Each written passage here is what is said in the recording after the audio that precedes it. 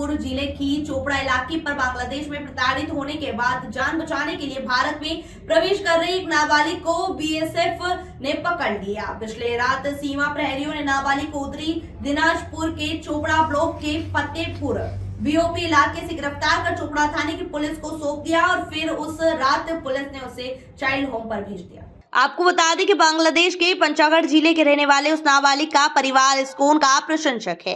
इस अपराध के लिए ही उसे घर से उठा ले जाने की धमकी दी जा रही थी। आखिरकार नाबालिग को कोई रास्ता न मिलने पर भारत भागने पर मजबूर होना पड़ा। उनका इरादा जलपाईगुड़ी के बेलाकोबा में एक रिश्तेदार के घर जाने का था। पुलिस ने उससे बेलाकोबा के रिश्तेदारों का फोन नंबर लेकर उन्हें रात में चोपड़ा थाने बुलाया। पूछताछ के बाद पुलिस ने कानूनी कार्यवाही कर जिला बाल कल्याण संघ के माध्यम से उसे घर भेजने की व्यवस्था की।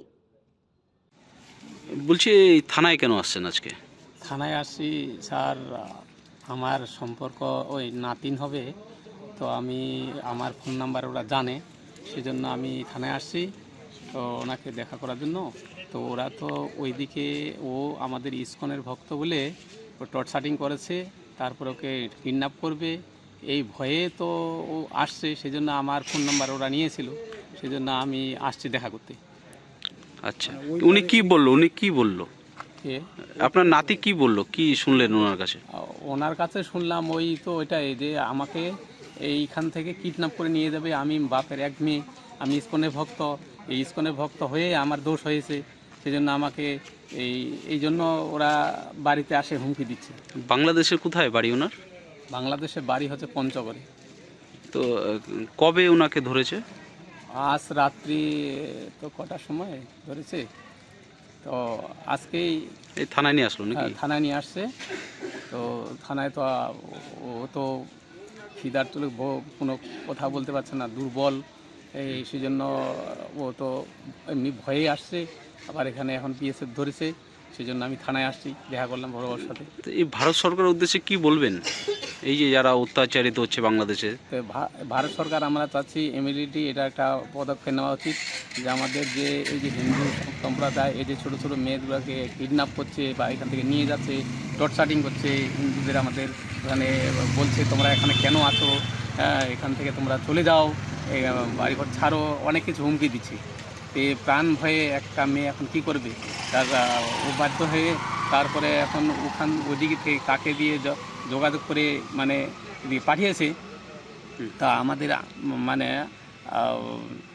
যে খবর দিয়েছে, ফোন করেছে, আমার ফোন নাম্বার নিয়েছে। আপনারা তো আমাদের যেহেতু আমাদের সম্পর্কের আত্মীয় সম্পর্ক, সেজন্য আমার এই বিপদ হয়েছে, তা আপনি একটু আসে আমার দেখা করুন, সেজন্য আমি আসছি। তো এইভাবে যে আমাদের যে ছোটো ছোটো কচি মেয়েগুলোকে টর্চারিং করছে তার হিন্দুদের উপর, তাহলে আমরা ওখানে ওরা কি করে থাকবে? তো সেই জন্য ওরা দুঃখে যে আমার সামনে যদি আমার মেয়েকে টানে নিয়ে যায়, কিডন্যাপ করে, তাহলে আমাদের জীবনটা বাঁচে থাকে কি?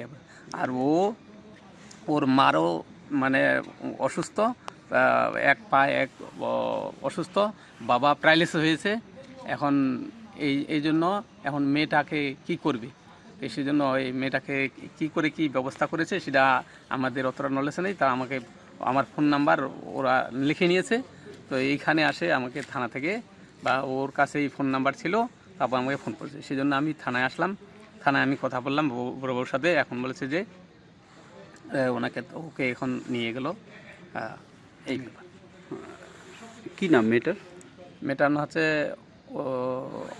অর্পিতা, নাম না ডাক নাম করে অর্পিতা। কোথায় বাড়ি ছিল ওনাদের? বাড়ি তো পঞ্চগড়ে ছিল। আপনার নাম?